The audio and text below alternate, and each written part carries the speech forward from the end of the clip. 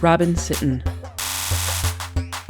If you want to learn how to find love after the loss of a spouse, then get the How to Find Love After Loss of Husband guide.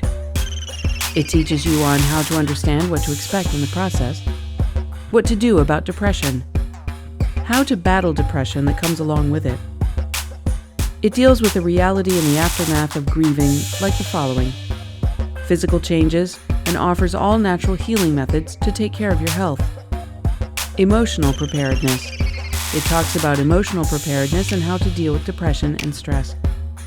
This book will enlighten you to the many possibilities of love. It will open the doors of understanding about love and loving back all over again.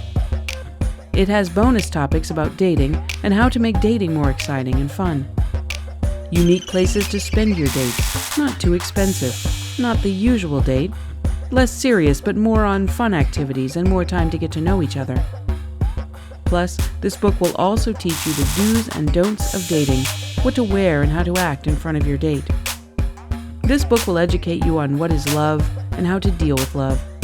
It will encourage you to hope and continue moving forward until the most awaited day of finding what was lost and loving again after the loss of your spouse.